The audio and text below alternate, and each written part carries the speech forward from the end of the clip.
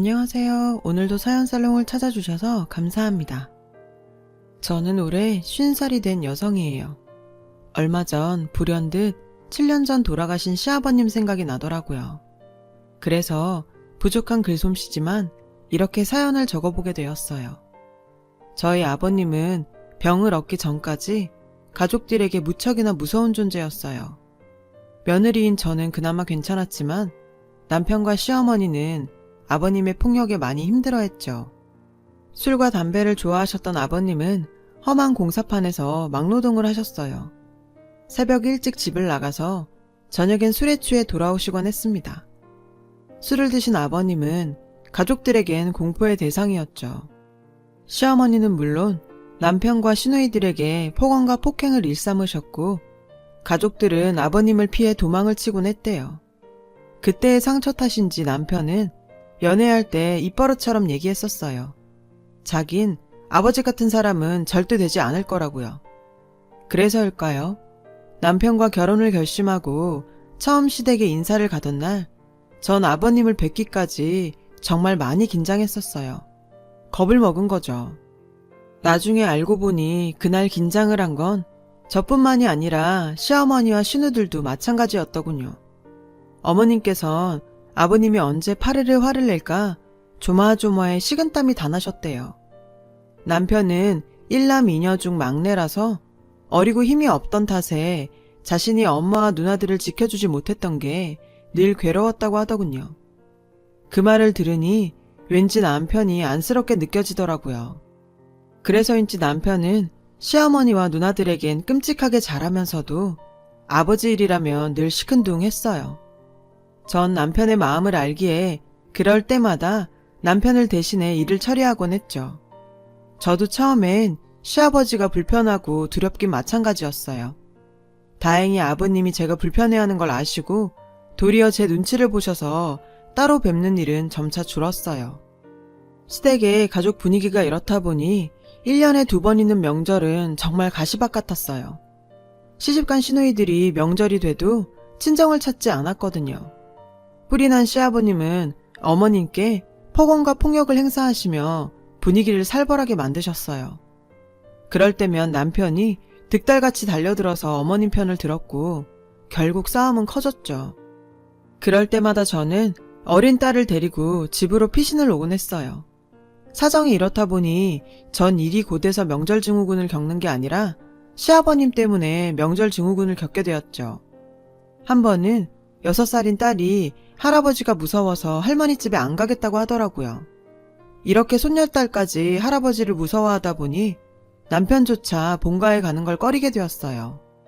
언제부턴가 가족 행사가 있을 때면 아버님을 빼고 다들 저희 집에 모였고 함께 밖에서 밥을 먹는 일이 잦아졌어요. 그럴 때마다 아버님은 당신만 빼놨다며 술을 마시고 살림을 부수며 분풀이를 했죠. 그런 악순환이 반복되다 보니 며느리인 저도 지치더라고요. 그렇게 몇 년이 지나 아버님의 회갑이 되었어요. 저는 다른 건 몰라도 회갑은 챙겨야 되지 않을까 해서 남편에게 조촐하게라도 식사 자리를 마련하자고 했고 내켜하지 않는 남편을 달래서 오랜만에 시댁에 가게 되었어요. 아버님은 내심 당신 생일에 저희가 온 게 좋으셨는지 처음으로 손녀에게 용돈까지 주셨어요. 저는 그 모습을 보고 오늘은 괜찮겠다 안심했죠. 하지만 술이 문제였어요. 시누들도 도착해 식사를 시작하려는데 기분 좋게 한두 잔 들어간 술이 화를 불러온 거죠. 화의 근원은 그동안 당신이 느꼈던 서러움이었어요. 뼈가 부서지게 벌어서 먹이고 키웠더니 자식 새끼들은 지 엄마만 감싸고 놀고 나만 빼고 밖에서 니들끼리 놀아? 그러고도 니들이 자식이냐? 애비 속도 모르는 나쁜 놈들.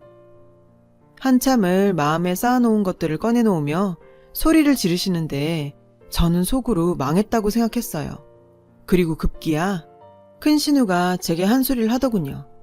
옳게 내가 내 얼굴에 침 뱉는 거 아는데 앞으로 가족 모임 같은 거 하지 마. 내가 저 꼴 보기 싫어서 호적을 파고 싶은 심정이야. 그러자 어머님이 한마디 하셨죠. 첫째 너는 말을 꼭 그렇게 해야겠니?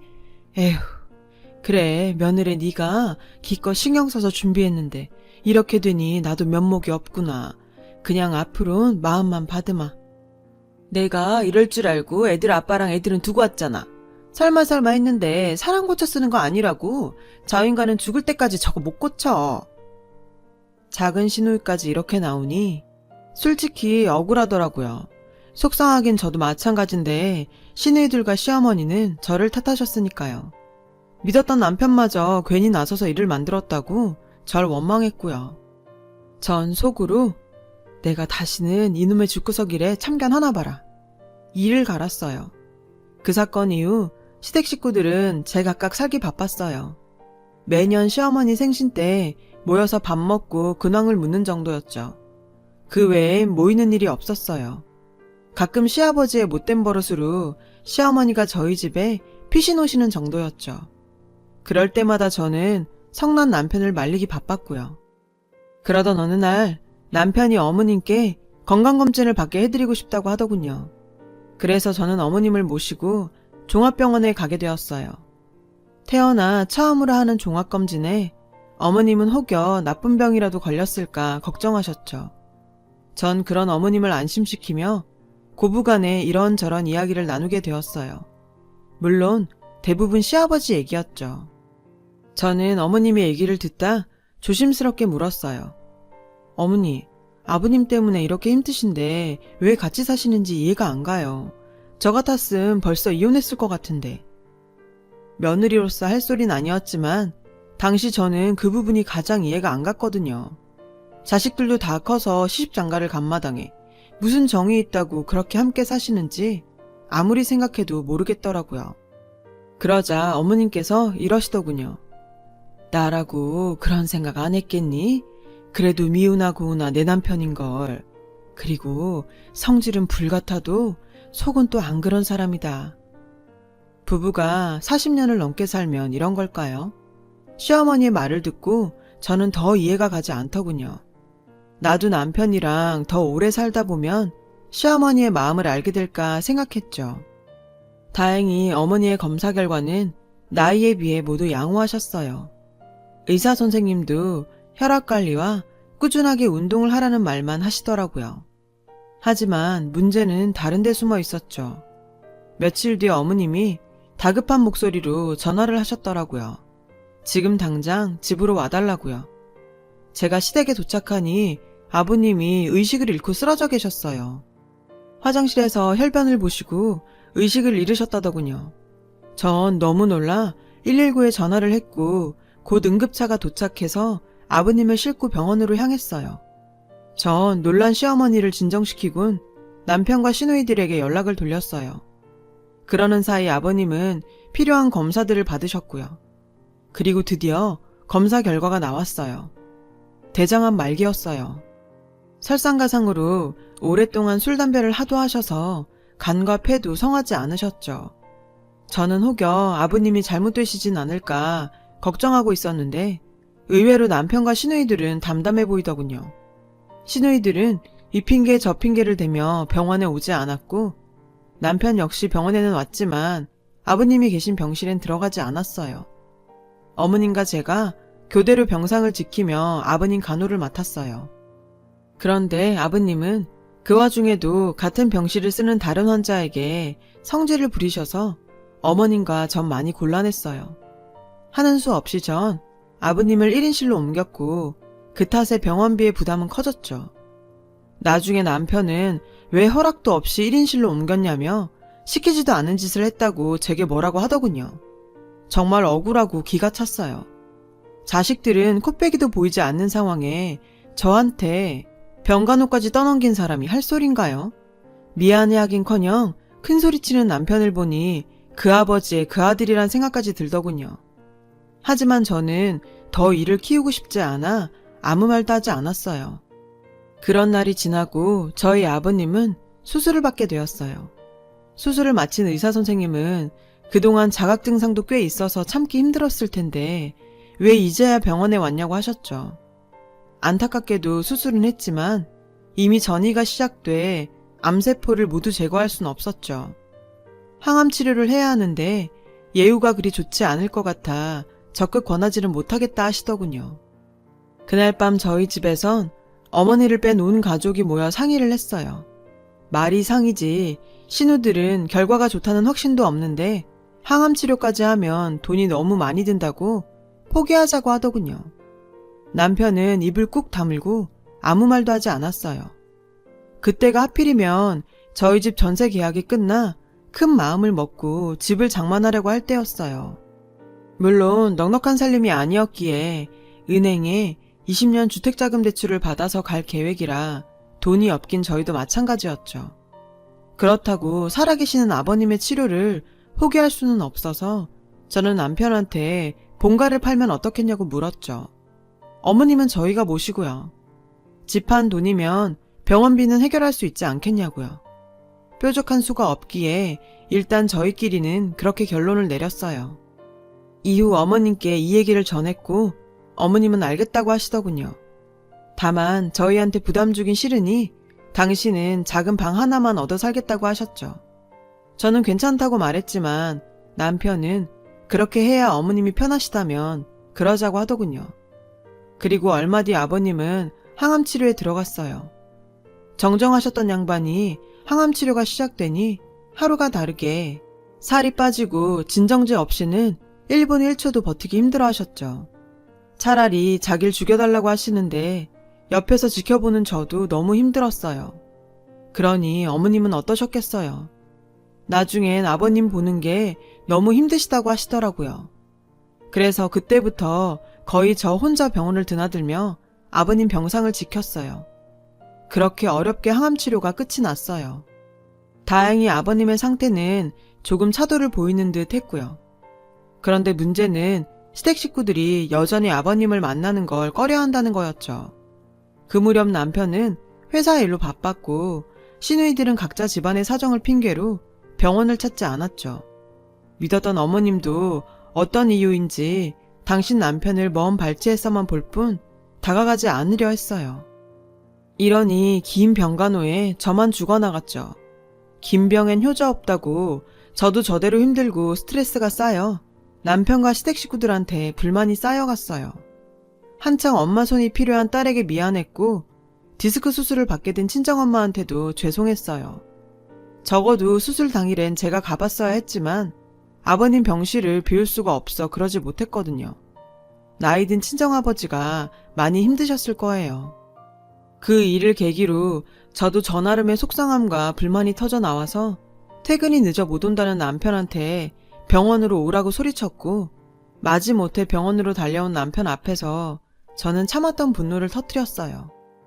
정말 당신이랑 당신 식구들 해도 너무해. 내가 당신 부모 병수발 드느라 내 부모 수술하는데도 못 가야 해? 당신네 식구들은 도대체 언제까지 내 손 빌려서 일 처리할 건데? 말해봐. 전 감정이 격해져서 눈물이 터져 나왔고 하필 그 순간 잠에서 깬 아버님은 그런 제 모습을 모두 보고 말았어요. 아버님은 물끄러미 절 바라보시기만 할 뿐 아무 말도 하지 않으셨죠. 그날 이후 아버님은 깨어있는 시간보다 잠들어 있는 시간이 더 많아지셨어요. 의사 선생님은 그간 수술과 항암 치료로 체력이 떨어진 데다 살고자 하는 의지가 사라져서 그런 걸지 모른다고 하시더군요. 저는 모든 게 저 때문인 것 같아 죄책감을 지을 수가 없었어요. 그래서 그 뒤로 매일 사죄하는 마음으로 아버님의 곁을 지키며 주무시는 아버님께 제 마음을 솔직하게 전하곤 했어요. 아버님, 내일은 입춘이에요. 아버님이 병원에 오신 지도 이제 1년이 넘어가네요. 솔직히 이렇게 오래 아버님 병간호를 하게 될 줄은 몰랐어요. 한다고 하지만 사실 전 그렇게 좋은 며느리도 아니고 저도 민주 아빠 따라 아버님 원망 많이 했던 것 같아요. 제 얘기가 이어지는데도 아버님은 눈을 감고 계셨고 그 때문인지 저는 안심하고 제 속내를 아버님께 털어놓을 수 있었죠. 아버님, 오늘 날씨가 얼마나 좋은지 모르시죠? 혹시 깨셨는데 눈 안 뜨시고 계신 거 아니세요? 그러면 저도 민주 아빠 따라 아버님 미워할 거예요. 정말 그러기만 하세요. 저 그럼 아버님 며느리 안 할 거예요.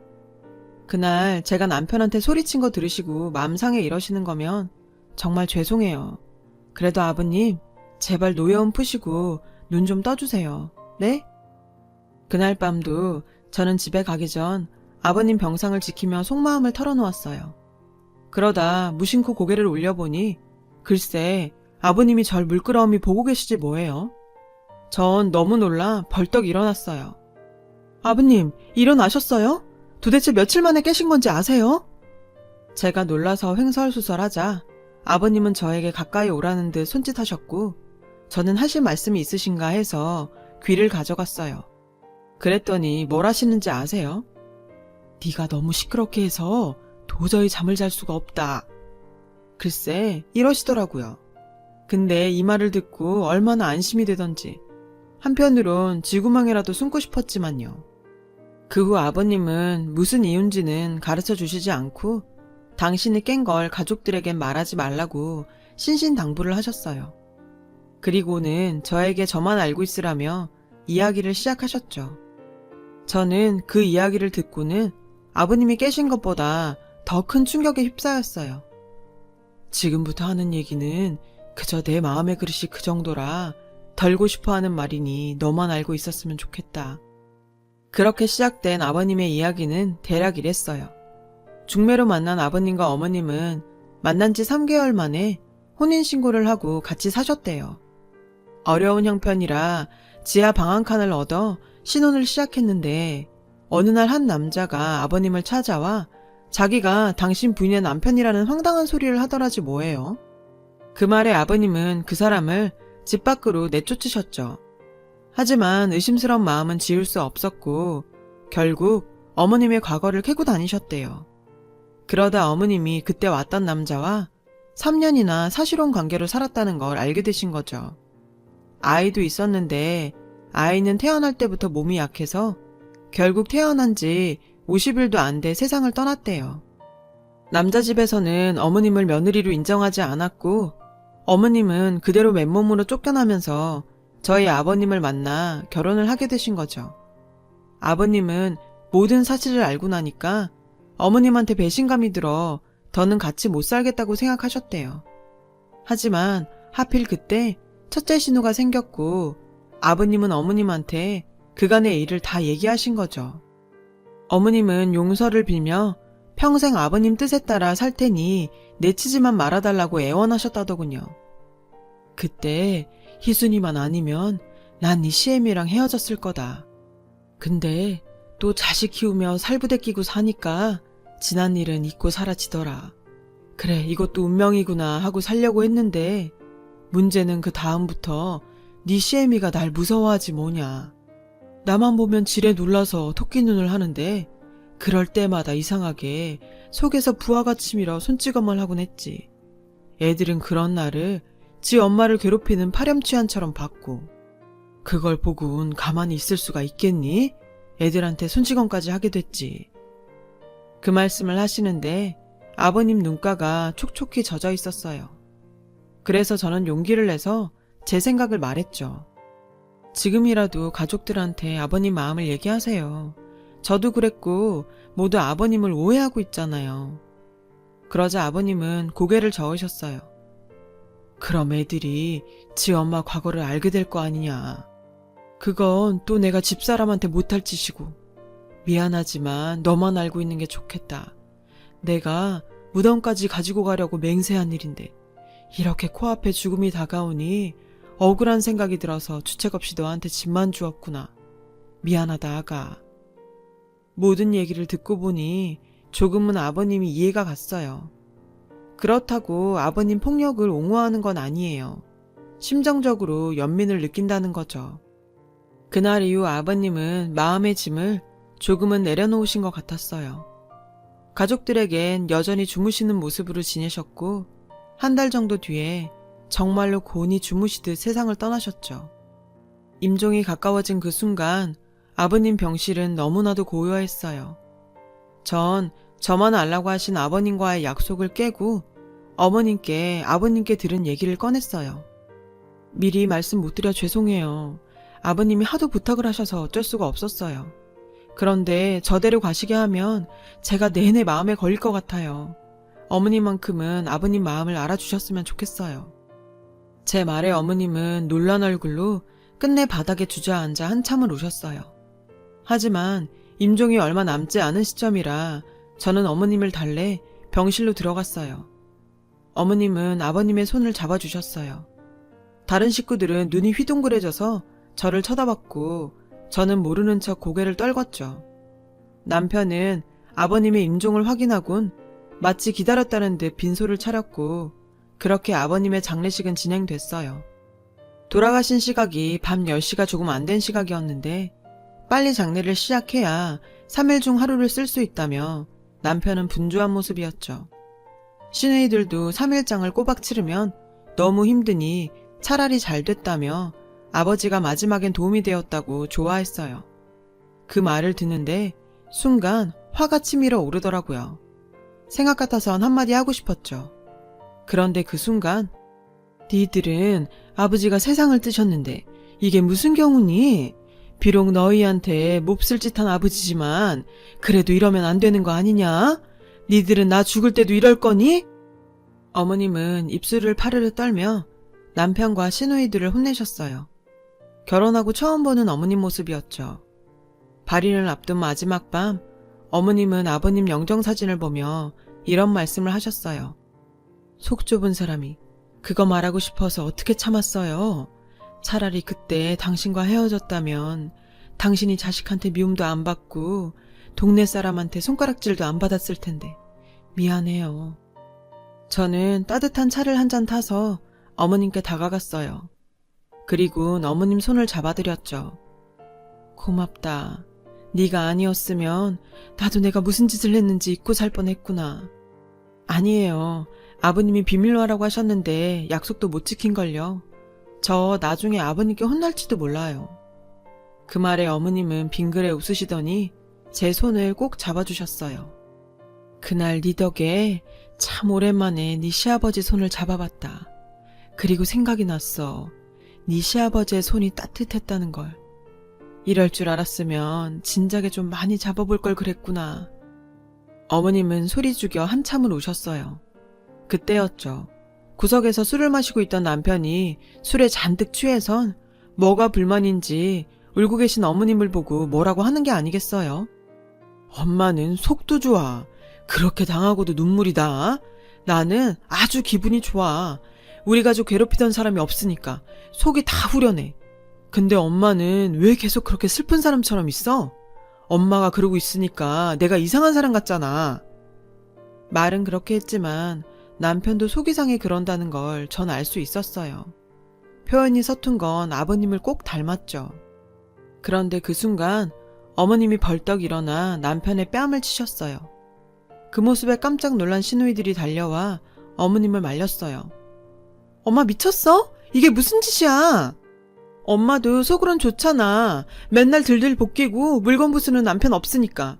엄마가 제일 좋아해야 맞는 거잖아. 딸들의 철없는 말에 어머님은 더는 안 되겠다 싶으셨는지 비밀에 붙였던 당신의 과거를 직접 이야기하셨어요. 남편과 시누이들은 믿을 수 없다며 인정하지 않았고 남편은 놀라지 않는 절 보며 원망하듯 쳐다봤어요. 그렇게 발인을 하는 날이 밝았어요. 저는 남편에게만은 아버님과 나누었던 얘기를 해야 할 것 같아서 발인하러 가기 전 조용히 이야기를 전해주었어요. 남편은 묘지로 가는 내내 오열했어요. 시누이들도 훌쩍훌쩍 울기 시작했고 아버님 가시는 마지막 길은 눈물바다가 되었어요. 평생 자식들에게 미움만 받던 아버님은 그렇게 가족들과 화해를 하고 영면에 드셨습니다. 지금도 저는 가끔 아버님과 얘기를 나누었던 그날 밤을 떠올려요. 아버님은 저에게 짐만 주고 간다고 하셨는데 시간이 지나고 보니 그건 짐이 아니라 당신과 나눈 소중한 추억이었죠. 다음 달이면 저희 아버님 7주기예요. 저는 형식 같은 건 잘 모르는 며느리라 그저 살아생전에 좋아하셨던 것들을 준비하는데 그 중에서 가장 중요하게 생각하는 건 온 가족이 다 모이는 거예요. 살아계실 때 당신만 소외되었다고 서러워하셨던 아버님 마음을 이날은 꼭 달래드리고 싶거든요. 가족들도 이런 제 마음을 알고 늘 누가 먼저랄 것도 없이 찾아오고 있고요. 아버님은 저희에게 가족이라는 정말 커다란 선물을 주고 가셨습니다. 모든 헤어짐은 어떤 형태로든 미련이 남는 것 같아요. 나쁜 기억은 깎이고 좋았던 기억은 시간이 지날수록 견고해지니 결국 남는 건 추억이더라고요. 여러분들은 부디 후회가 남지 않도록 가족들과 많은 대화를 나누시길 바래요. 지금까지 제 사연을, 아니, 저희 시아버님 사연을 들어주셔서 감사합니다. 여러분, 사연 댓글에 응원과 현명한 조언 부탁드려요. 좋아요와 구독은 저에게 큰 힘이 됩니다. 오늘도 좋은 일 가득하세요.